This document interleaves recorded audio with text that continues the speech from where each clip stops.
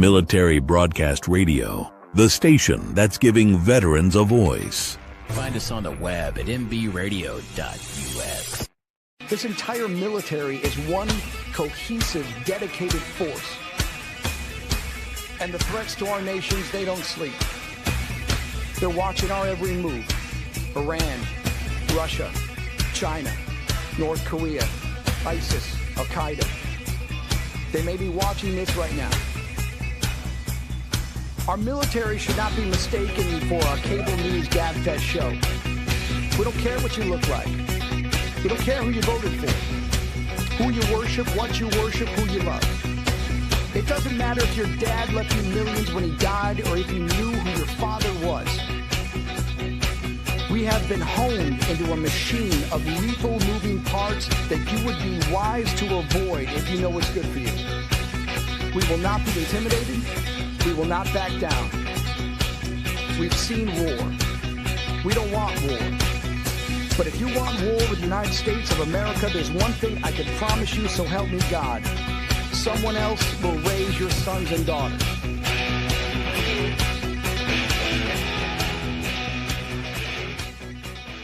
Military Broadcast Radio, the station that's giving veterans a voice. Find us on the web at mbradio.us. Opinions expressed in this program are those of the speakers and do not necessarily reflect the views or positions of any entities they represent. Find us on the web at mbradio.us. Join Terry with Tracer Rounds every Tuesday at 8 p.m. Eastern to hear interviews with veteran artists, veteran business owners, and businesses that support veterans. Catch us on Roku, Amazon Fire TV, and MB Radio. If you miss a show, you can listen again on Reefs Across America Radio every Wednesday at 3 p.m. Eastern. Tune in to see if you are on target. MBR, giving veterans a voice. And welcome back to the Tracer Rounds show on Military Broadcast Radio. And I'm Terry, your host. And with me tonight, I have Graham Paul Roberts. Welcome. Hi. Good evening. So there's so much to unpack here with Graham. He likes Paul, so we might transition back and forth. But Paul served 2 decades in the British Army and in the Welsh Guards, deploying to Northern Ireland, I can't talk, Kosovo, and Afghanistan, and he became an instructor with the Royal Military Academy at Sandhurst. After leaving the Army in 2013, he worked as a security contractor in Iraq and Syria, mentoring local forces and fight against ISIS. And I don't know how to say the other group, Al-Nusra? Al-Nusra. Okay. Thank you, because I couldn't pronounce it. But so welcome. I'm so excited to have you. So you are joining us, and it's very late at night or early morning. It depends on how you look at it. And I appreciate you staying up with us. It's okay. You're welcome. Thank you. Well, so you are also an author. So we want to talk a little bit about first your childhood that kind of is portrayed in the book. You kind of talk about how everything started off for you. So do you mind kind of walking us through childhood for you? And you're from Wales. Yes, Wales in the UK. Yeah. In the UK, yes, sir. Yeah, so I was born 2nd of August 1976. 6 weeks premature, only £2 born. Wow. Yeah, I mean, when I was born, the doctors pretty much wrote me off. I had double hernia. I had to go to Alderhay Hospital, which is in Liverpool. Yeah. Where I spent some weeks in an incubator. My dad told me years later that he was asked by the doctor during the operation, the birth, who do you want to survive, your wife or your son? Obviously, he chose, his wife. And, looking back, I can understand that.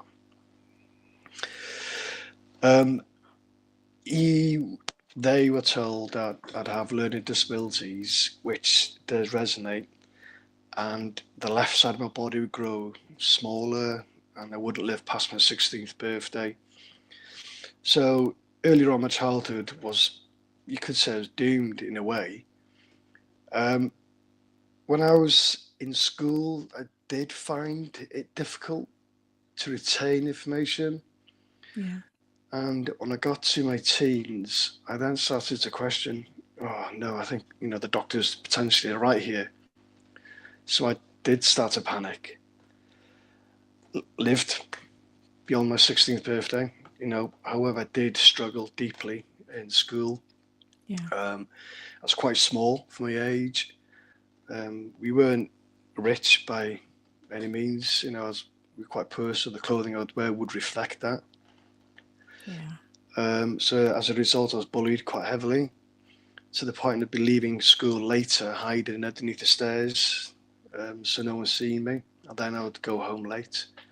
Oh my goodness. Yeah, but although I had really poor grades leaving school, I managed to secure myself a place as a vehicle engineer training in the college, which I passed. And that was my first taste of success. And I think I was 18 at the time. So I thought, okay, so my life's not that written off. So then decided to join the army. So 1995 came, I joined the Welsh Guards. I mean, for the listeners in America, the Welsh Guards are those with big furry hats aside Buckingham Palace and the red tunics. So I enjoyed it for a bit. Got quite bored, standing there for 2 hours, not moving. 4 That's hours hard, off. isn't it? Yeah, in the summer you do 24 hours on duty, and then you'll have 24 hours off, and that will repeat over the summer, what we call silly season. Silly season. Yeah, it's quite intense, because when you're not on guard duty, you're cleaning your kit, you're brushing and grooming your bearskin with shampoo and conditioner, for the record. Oh, wow. Yeah. And then when you finish, you're then training for exercise or conflict. And we went to America, actually, in 1999. We went to Fort Lewis. Okay. By God, it was cold. We went in January. I should know better. That's cold month, yes. Yeah. Well, geographically, I wasn't quite sure where Washington State was. And I thought it wouldn't be cold. Oh, I was wrong. Yeah, the Pacific Northwest, even in the summer, can be cold. Yeah, very, very pretty. Yes. Very pretty. Yeah, so I really enjoyed that. Went back to London again. Well, we call it public duties when you're standing in St James's Palace, Tower of London, Windsor Castle, and Buckingham Palace.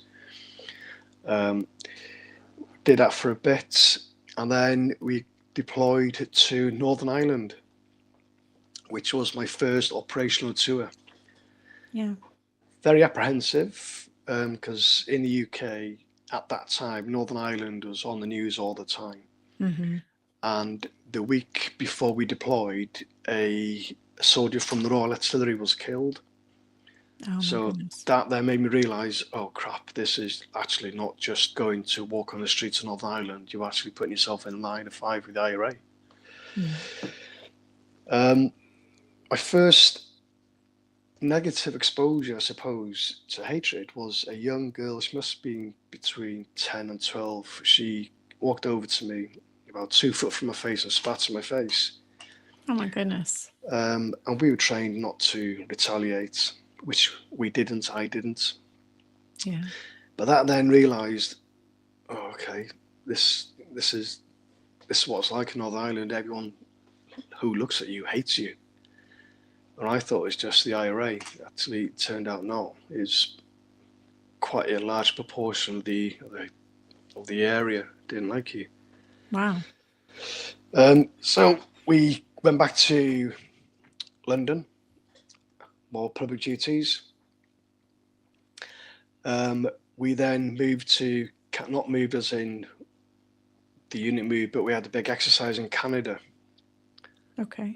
In what we call Medicine Hat, in Edmonton. By there is quite contrast to Washington State, is quite warm, quite sandy. Yeah, I moved back to the UK and I got selected for promotion. So the first line of promotion for us, being the infantry in the UK, is a Lance Corporal. So I went to a place called Pirbright, where the Household Division and the Parachute Regiment, where they come together, do training. It's quite intense. You're forced to stay awake for nights. The physical fitness is intense. The skills you learn, the knowledge you learn. Yeah. But having said that, you come out the other side promoted and a better soldier and a leader. Yeah. Yeah, sorry, you're gonna have to say something, Terry. So how long is there a requirement for service at all? No, I mean, No. back in the 60s, we had a thing called national service. Yeah. That finished. But when you join the army, you have to do 4 years. 4 years. So you cannot leave until you do 4 years. And then when you want to leave, you have to give 12 months notice. 12 months? Yeah. Okay. So Sorry, but so do the Queen's family have to serve? Do they have a requirement to serve? they don't. They don't. But Okay. some do. Like, for example, Harry. Yeah. He was in the House of Cavalry. King Charles, he didn't really serve, but he did a lot of affiliation with the Parachute Regiment. Yeah. Yeah. And so do you does the Welsh Guard or the British Army, do they have a reserve force too, or is it all active duty? No, we have a thing called, it used to be called a territorial army, but it's now called reserves. Okay. And they can be called up to active duty, or they can volunteer to go on active duty. They work one night of the week and I think 2 weekends of the month. But the regular army, which I was part of, it's every day. Yeah. That's it. You're in it. And when you get told you're going to Afghan, as an example, you can't say, "Nah, I'm sorry, I'm not going." Right. You Say, get never told- mind, I don't really want to. Yeah, you get told you're going. So on your deployments, do you have a certain length of the deployment, or does it just depend on the mission set? No, it's usually 6 months. 6 So months. it's not too bad actually. And then in that 6 months, you have 2 weeks R&R. Oh, okay. So it's quite good. Yeah. So you joined the army, you got promoted, you're learning to be a leader, and then you were deployed. And then what's next? So I went back to Northern Ireland, but this time as a commander. So as a team Nice. commander. This time we were spending 2 weeks patrolling, 2 weeks in a tower looking at areas of interest. Did that, then came back to the UK, and then I went on another promotion course. So the first promotion course I did, it qualified me to look after 4 soldiers. The next promotion course I did qualified me to look after 8 soldiers. So I was a section commander. And to qualify as a section commander in the infantry, you have to do a course called the Section Commander's Battle Course. It's in South Wales and Brecon. And it's got a reputation here for being really arduous training. Yeah. But enjoyable. This time you learn how to teach lessons. Whereas being a Lance Corporal is all about how to, dish out ammunition, and how to make a sentry list, etc., and how to command a fire team. But the section commander, you're not always taught how to command in battle. You're actually taught how to teach as well. So how to teach a certain weapon system, etc.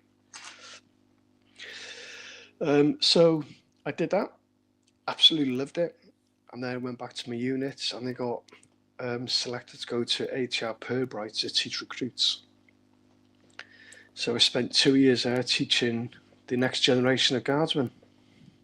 So is that like our drill sergeants, or do you know what our drill sergeants are, or is that a different level of instructor for training troops?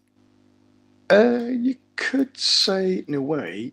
So I would be in charge of training a section of 12 soldiers directly, but indirectly I've been in charge of teaching 48 soldiers, and there'll be 4 section commanders in a platoon. I was one of them.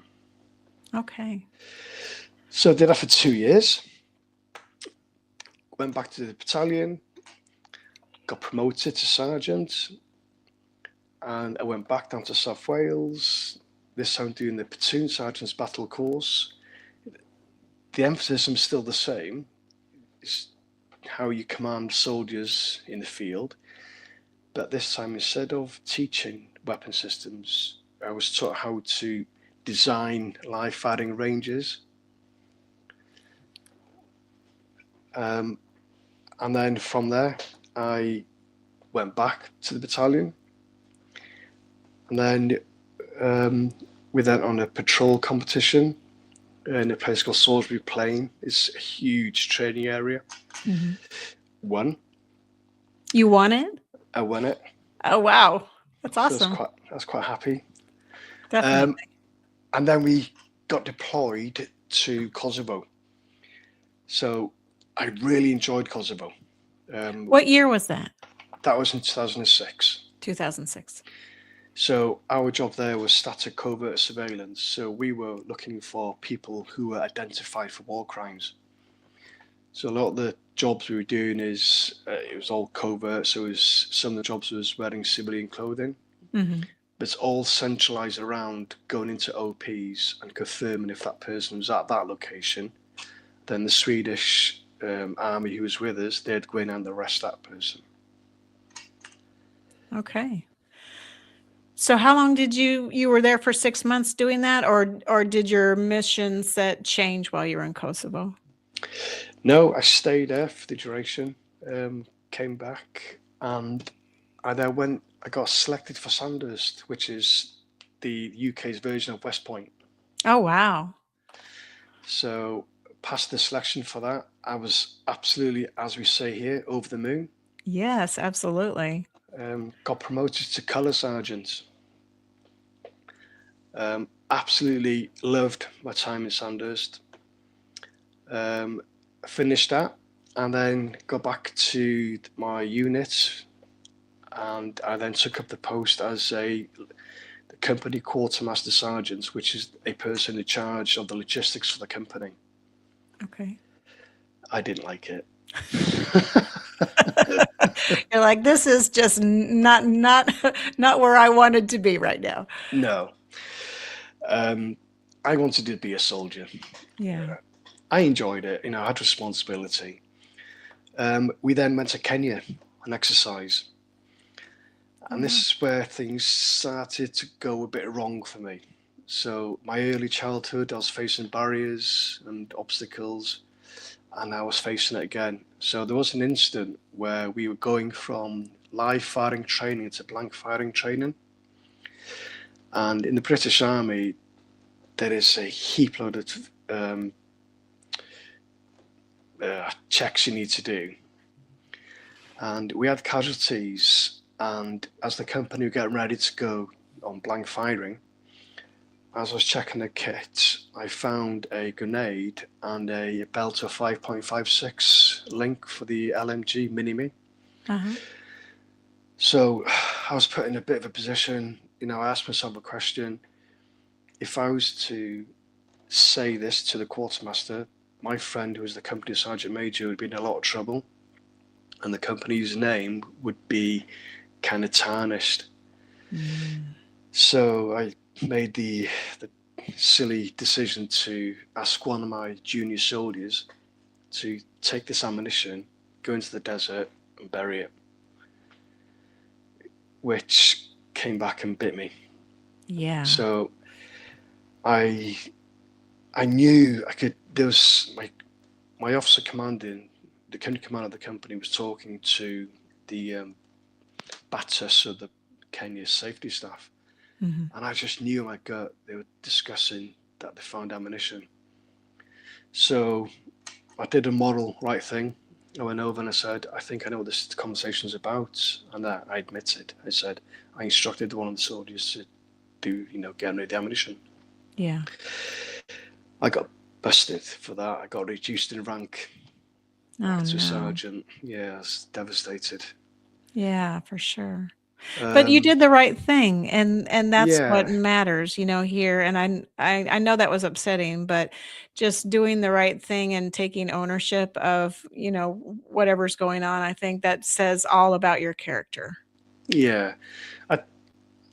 Like the commanding officer at the time, he said to me, look, you clearly had a moment of madness, and I can understand the morals behind it. So he said to me, I have to be seen to be punishing you because what you did was wrong. So obviously it got reduced. Yeah. But I actually quite enjoyed it in a way because I was commanding men as a platoon sergeant again. So I was back on the ground. So the command officer went, a new commanding officer came in. He promoted me back up to colour sergeant, back to CQMS again. And then we deployed to Afghanistan. Again, I was really enjoying it. Absolutely was. My volunteers on the ground with the blokes. We had one incident in our PB. So we were in Nari Siraj East, in a place in a compound called PB5.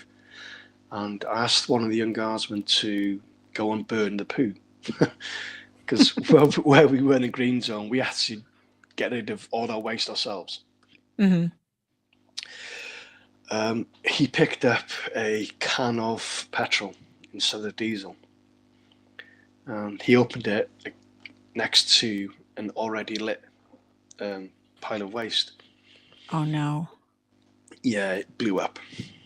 He gained quite a lot of injuries. The American MERT team, they came with their helicopter, the Chinook, and they extracted him back to Bastion, where he got treated and then got sent back to the UK. Yeah. I felt guilty in a way, but it wasn't my mistake. I didn't give him the wrong order. Yeah. He just decided to go his own way and do things. That's the thing when you're commanding soldiers, you do have guilt when they do something silly, although it's nothing to do with you. Right. Because they're still one of your subordinates, and you still, you do care about the soldiers. Absolutely. So we left Afghanistan, went to Cyprus for 2 days for a decompression period. So the idea of this is if you are, dare I say, angry, you go to Cyprus, you get filled full of booze, get drunk, and then you go home slightly not so angry. They hope it helps anyway. Yeah, it does in a way. And then it went back to being the boring CQMS again. And that was me. I wanted something. I wasn't quite sure what I wanted. Yeah. So I decided to leave and go on to what we call in the UK the circuit, which is being a close protection operator in the Middle East. Oh, wow. So I was advised not to leave the army, by quite a few people. But once that idea's in my head, I go there. So I did a course in Hereford, learned how to be a CP operator, passed with distinction, and then I got a job straight away in Iraq with the company my friend was working in. So we were centralized around Basra in South Iraq. Yeah. Most of the blokes on the job were all British or South African. We had a good laugh. The gym, the food was okay. Initially, I was enjoying it, but was spending hours in the B6, 8 hours at a time. I thought, oh Christ, I'm better than this. This is not what I thought CP is going to be. Yeah. I thought it's going to be, being a bodyguard to someone important in Iraq. But no, I was sat in the B6. So I did that for a couple of years. I actually did get promoted to project manager. So I was in charge of the project, looking after essentially 100 people and up to 30 vehicles. I really enjoyed that. But again, I just wasn't getting what I wanted. Yeah. So I heard this company, everyone was talking about this company. So I thought, okay, I'm going to try and see if I can get an email with this company. So I got an email and I sent an email to them. I never thought I'd get the job. Yeah. And then I did an email back. And that email followed by a phone call by the person who would be my boss in the next place. And on the phone call, he informed me that the job was in Syria. And at that time, so I'm talking 2015, at the time Syria was on every news network, around the world, definitely in the UK. So I was very apprehensive, nervous, excited, all in one. Right. But when he said to me the pay, and the pay was £18,600 a month, I then forgot all about the worries. I thought, wow, that's a very good pay amount. So I think dollars-wise, I think it's $20,000 a month, I think. Oh my goodness. Yeah, that is good pay. Yeah. Yeah. So I accepted the job, and I then handed in my notice to my manager in Iraq whilst I was on leave. And then I went to London for the briefings, the training. And when it became real for me was when I pressed the buzzer of a door and a voice came through, who is it? And I said my name. And I went upstairs and I went into the office. There's maps on the wall of Syria. There's military plaques on the wall. I thought, my God, this is serious. This is real good stuff. Yeah. And that's when we got told we were going to be building a special battalion in and around the place called Salamir, which is not far from Homs. So essentially between Homs and Hama. And the special battalion were there to help protect the Ismaili community against ISIS, which they call Daesh, and al-Nusra. The rotation was 6 weeks on, 6 weeks at home, so it was absolutely perfect. The money was great, the rotation was great, it was brilliant. I thought, yes, finally, I can really feel at ease. Yeah. And the blokes I was working with were all of the same caliber, all on the same language, so it was really, really good. I went home, got training, because we got told we have to do physical training just to, up ourselves. Right. And the journey from the house to Heathrow Airport, I remember having butterflies in my stomach, kind of nervous, and on the same hand, what have I got myself into? Right. But we flew into Beirut, and I thought Beirut was going to be this bombed out place. Mm-hmm. Actually, it wasn't. It was bustling. There's Ferrari garages, there's Range Rovers everywhere. Oh, wow. People dressed, as they are in Seattle. Mm-hmm. The bars are buzzing. It was absolutely a vibrant city. I wouldn't have thought that either. No, well, I didn't. I was very surprised, actually. Pleasantly surprised. And the people are so polite. And what was really nice to see was Muslim and Christian people were living and working together. And what's strange, we were staying in the Hilton Hotel, and I was looking at my window, and there's a church and a mosque next to each other. And that, to me, that sends a message. Yeah, it does. If they can live together. Right. So The morning, I didn't really sleep the night before we crossed the border.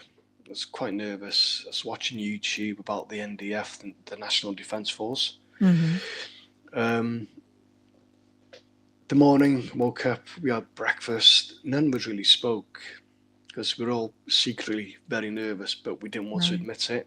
Yeah. And then the fixer came in with the taxi. We all got into the 2 taxis. We travelled through Beirut, and when we got to the outskirts of Beirut, that's when it was the Beirut I imagined. Bombed out buildings, poor kind of areas. Yeah. Not as flush as the central Beirut. And then we got to the border, and my butterflies were literally flapping like buggery in my belly. Right. We had to pay the commander to let us through.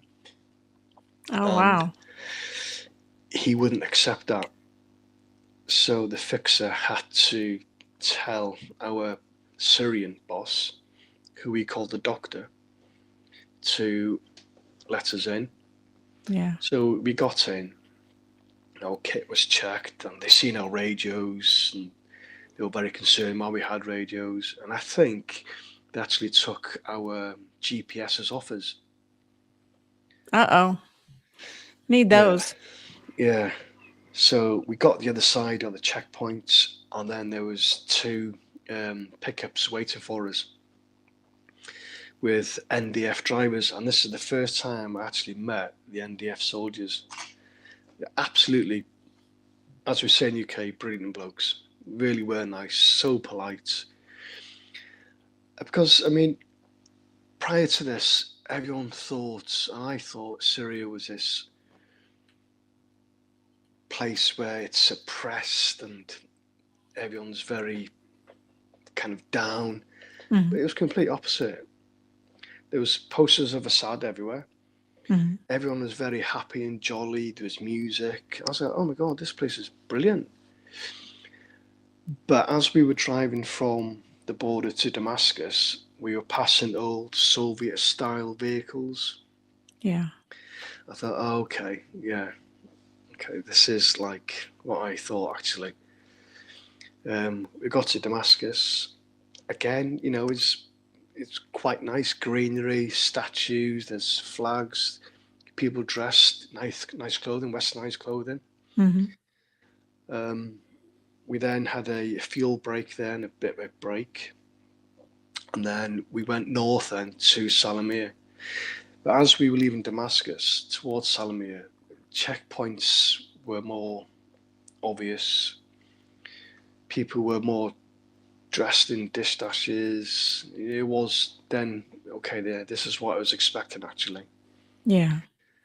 We got to Salamia, and Salamia is a big town.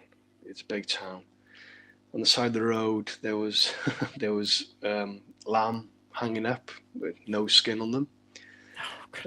People smoking around them. It's not very clean. Yeah. It was like it's stuck in the 80s, dare I say it. But having said that, the people were very nice. So we pulled into a street which had bollards on either end, and this street belonged to the doctor, our in-country boss. We were welcomed with open arms. We were given accommodation, very, very basic, very basic. I took with me a Bob the Builder quilt cover. I love that. And I had my Welsh towel, Welsh dragon. We didn't have a shower. We had a tap, which was just cold water. Now, bear in mind, we went there in October, and Syria in the winter is blimmin' well cold. Yeah, I can imagine. Oh my goodness. So we had to do what we call a bird bath for it. We made our own little gym. Well, we were watching Insanity, if I'm allowed to reference that. And then we would have briefings. We would meet the commanders. meet the soldiers. We then go and do a recce of the training areas we would use. So we labelled the training areas TA1 and TA2, so training area 1, training area 2. Mm-hmm. And the person who interviewed me in London, he was our in-country boss, so he was our British boss. And this guy's a really good leader. He's ex-parachute regiment officer, a fantastic bloke. He was giving us int briefs about the enemy, for example, al-Nusra and ISIS. Yeah. We went to meet the lads, so I met a 4 section, my section, and I then rewound my clock, and I was back 10 years ago. I was commanding my own blokes. I was loving it. I was back on that patrol competition where I won. I thought, this is it. Absolutely brilliant. I loved it. So I was passing on all my experience to them. In fact, they gave me a bit of a nickname called Mr. Turbo because I was quite fast at running. Yeah, which stuck with me till the end. Oh, wow. So we were, like I say, we were living in a small townhouse in Salamir, but the training areas were outside Salamir in an old Syrian army training area. Mm-hmm. So we went to view the training areas, and the first time I went there, it was kind of surreal. There's tank dugouts, and there's old T-54, 55s there. There's one T-80. There was a checkpoint to the camp, which in the UK we call the guard room, which was manned by the Syrian army. So the Syrian army are not the National Defence Force. So the National Defence Force, you could say, is a volunteer force. Yeah. That was basically made up of young men and young women from the local area. So the Syrian army were kind of a bit wary of us. Why these British here? But they got to understand that we were actually quite nice, and we ended up having some banter with them, which means we had a bit of laugh with them. Right. The training areas themselves, they were mixed between hilly outcrops, rocky, some of the olive trees, like I say, tank dugouts, at random places. Mm-hmm. Yeah. Which is obviously from the previous war, and we used them for make up enemy positions when we do section attacks. The first proper training encounter I had with the blokes was I did the fitness test for them. Mm-hmm. And in the British Army, you have to run 1.5 miles in 10.5 minutes. That's pretty quick. The quickest man came in at 20 minutes, and the slowest man came in at 41 minutes. Oh my goodness. So I thought, oh my Christ, we've got a battle on our hand here. So we increased the fitness to intense fitness, which worked. They got fitter and faster. That's good. So we were teaching them the skills that we were using in the British Army. So the doctrine we would use, we were actually passing that knowledge on to them. Yeah. So the first few months was, teaching basic infantry skills, ambushes, section attacks, patrolling, etc. It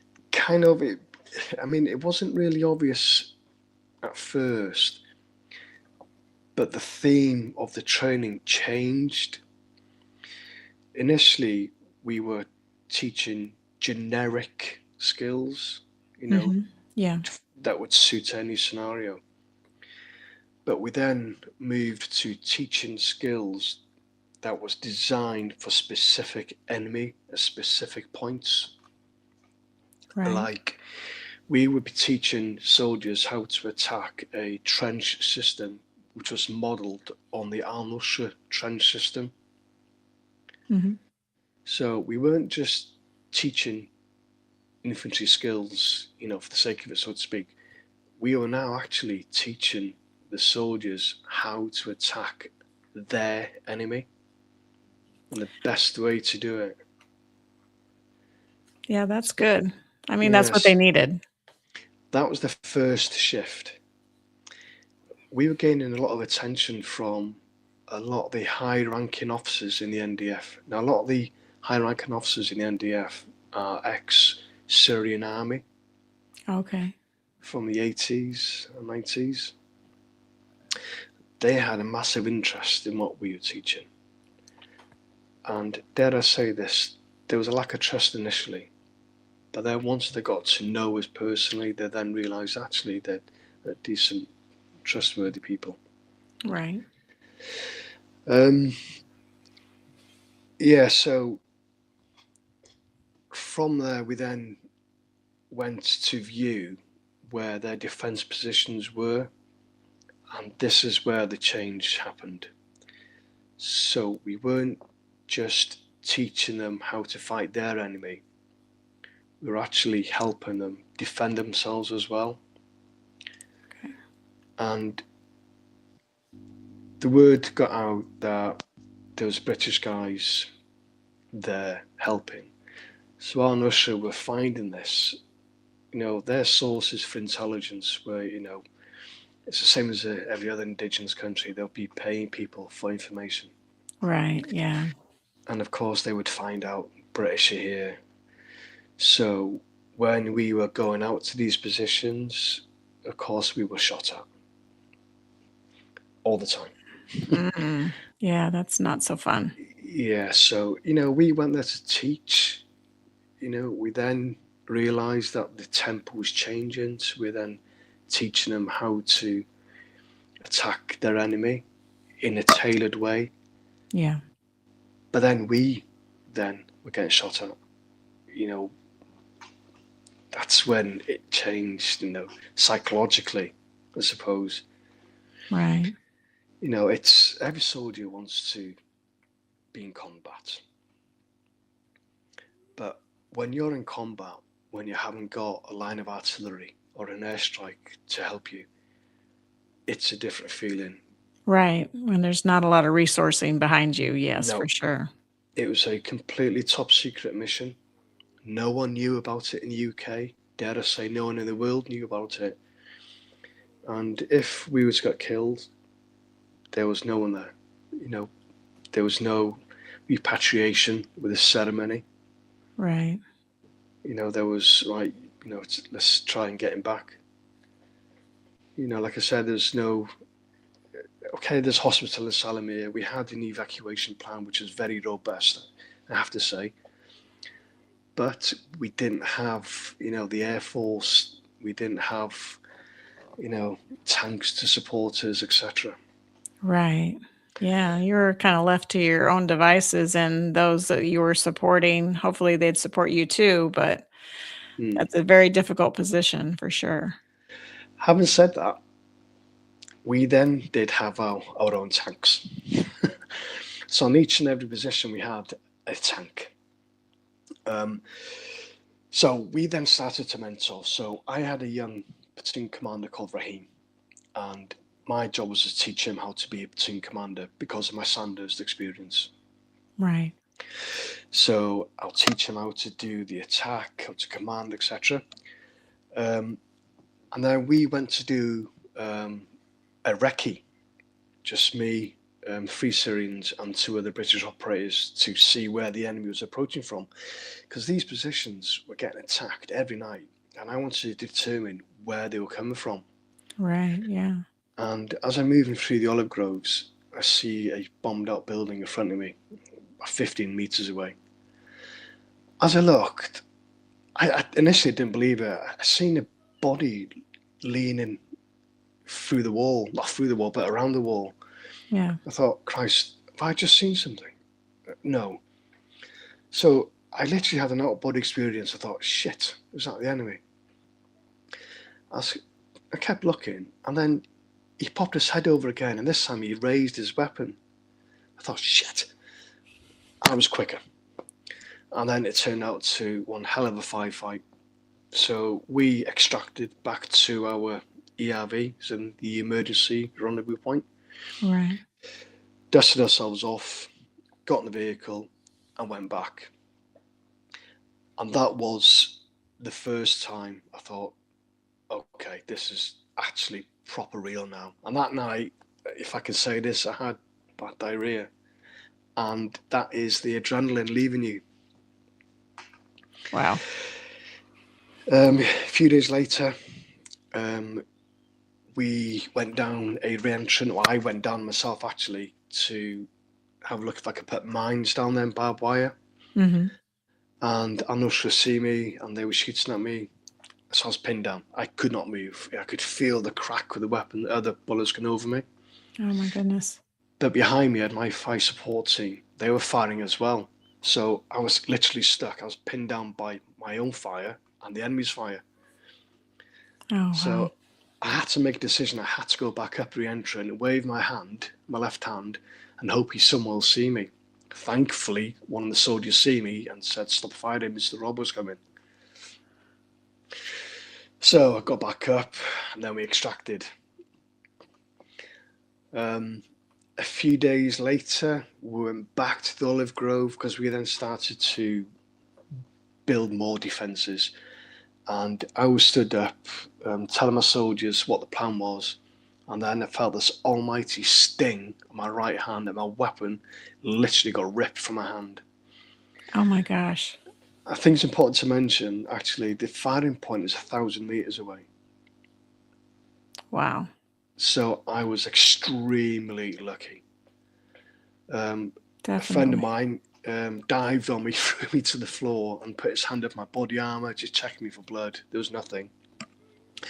And our boss, jokingly, to change the atmospherics, he goes, "Why did you just throw your weapon on the floor?"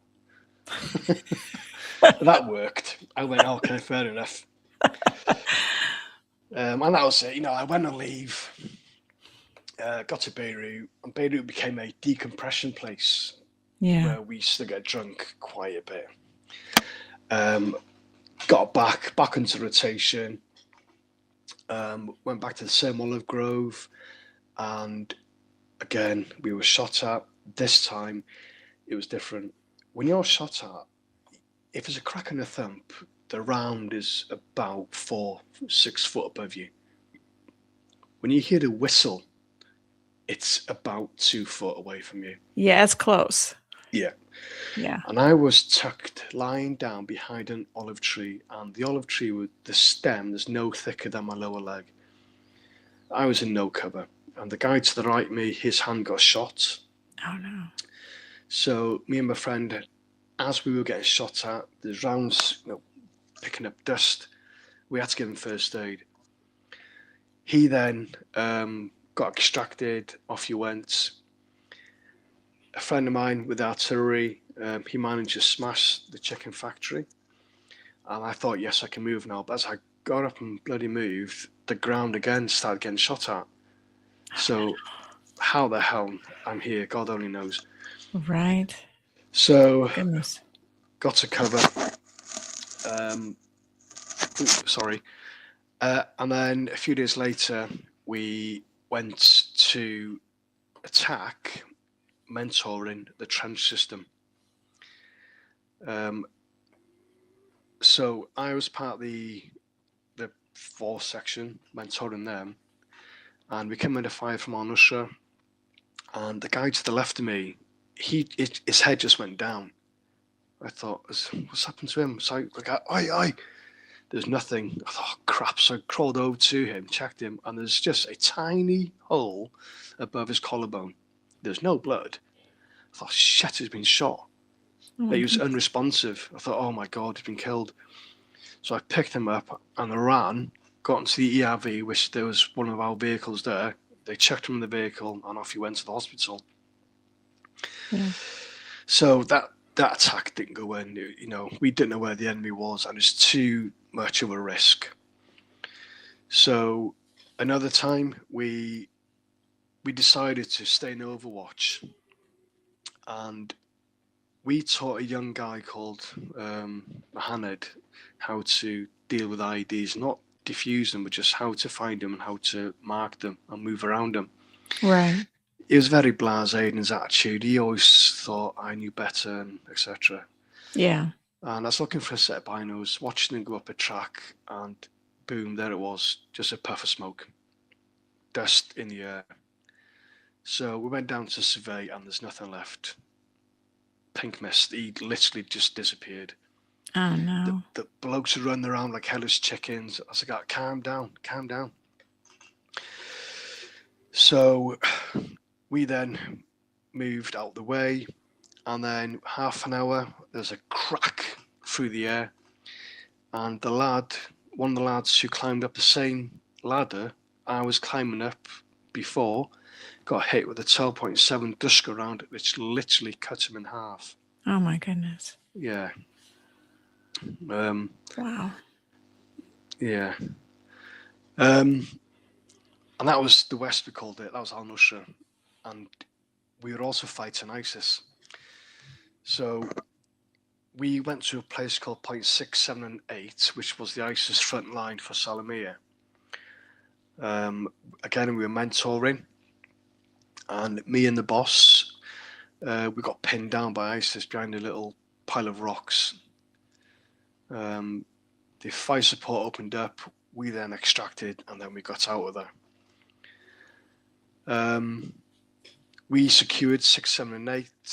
ISIS had retreated, but they left a surprise for us, a burning body.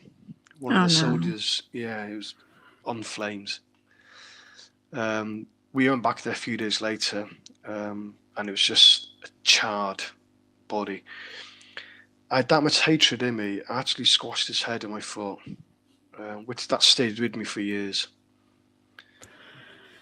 That was very difficult to witness.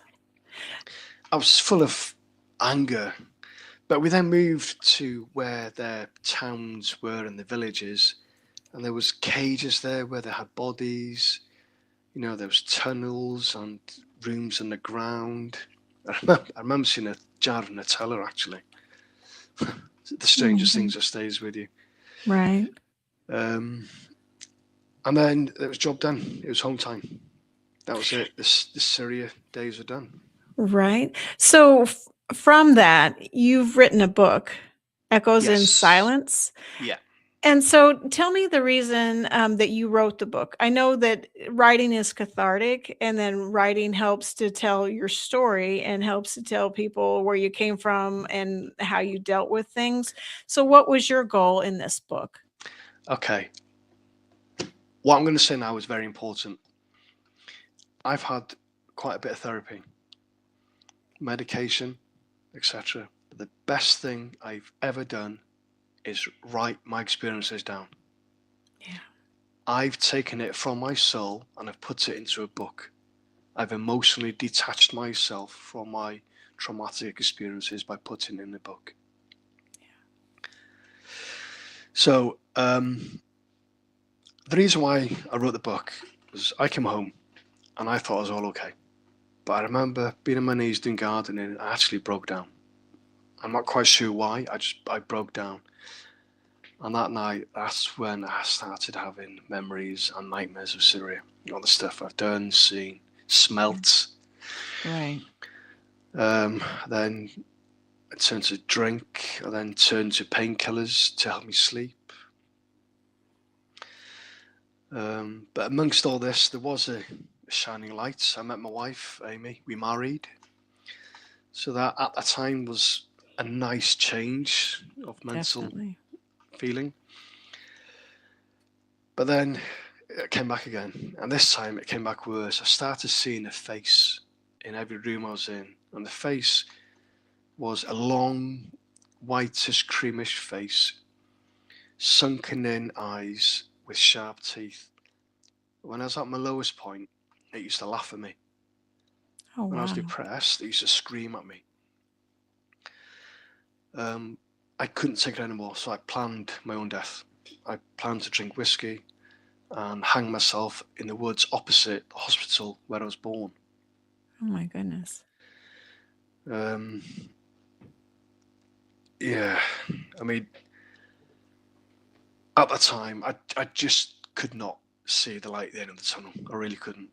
Yeah. My wife then gave birth to our daughter, Theodora. Oh. She's a gorgeous human, and I've told her this. She is my savior, absolutely. But during labour, my wife had a really traumatic time. You know, the birth was quite difficult. There was a lot of blood, and that took me back.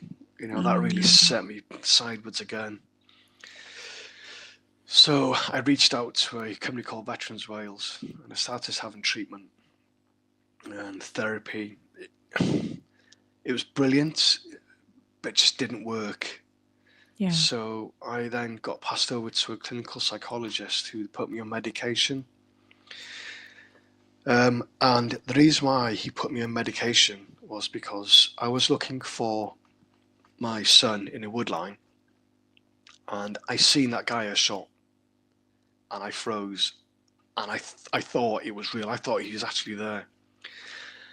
So I told this to the doctor, and he said, your mind plays, you know, tricks with you. So he put me on antipsychotic medication called sertraline.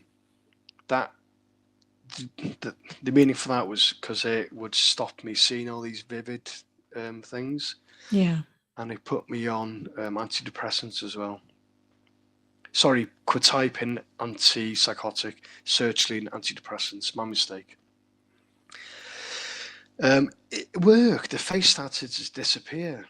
And I remember seeing the face a few weeks ago, actually. And I said to him, can I swear? Is that okay? Do you mind?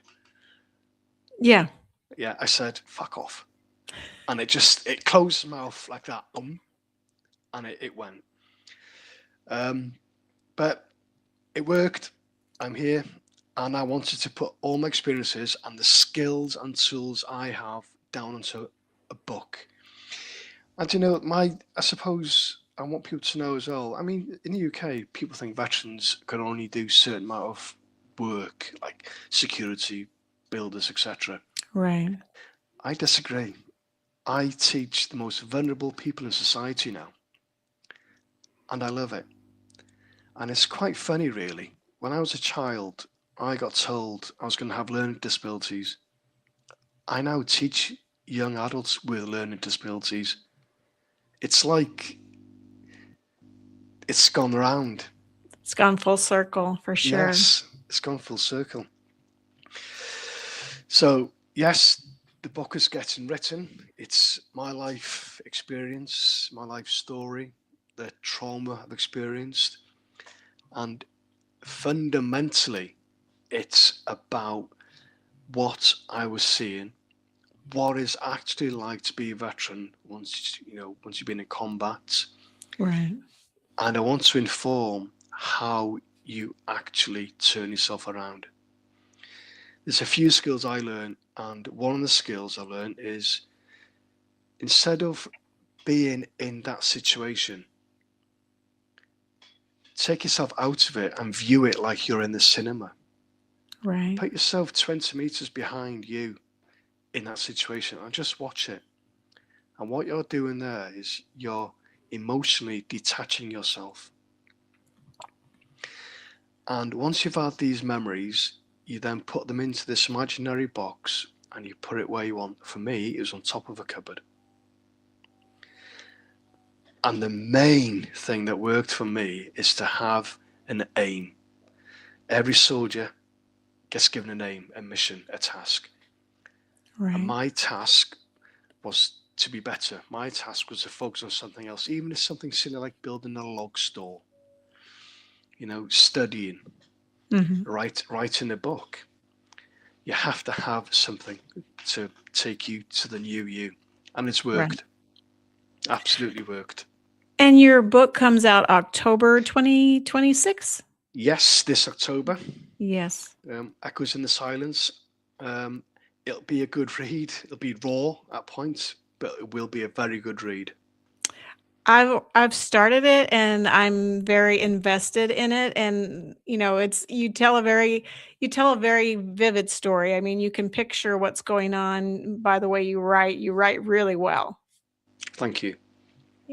I think it's going to help a lot of people. We talked I know we only have like a minute or two left, but we talked before the show, and you mentioned that veteran suicide over in Wales and the UK is probably as bad as it is here because of things like this battlefield trauma and these PTSDs and other things that go on.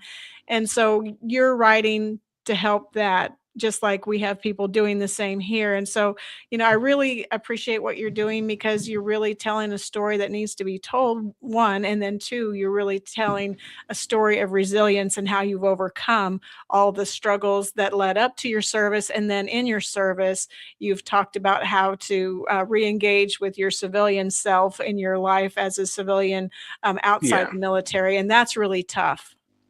Yeah. I think it doesn't matter what country you're from, every veteran feels the same emotions and trauma.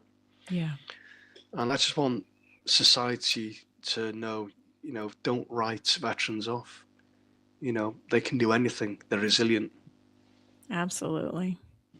Well, thank you so much, Graham, for coming on the show tonight. I appreciate you staying up late and joining us. And I really enjoyed the conversation. I really enjoyed hearing about your service. And I know that people are going to really resonate with what you're writing in the book. And I know it's going to be a big hit. And so I'm excited for when it comes out because I'll be one of the first ones to buy it.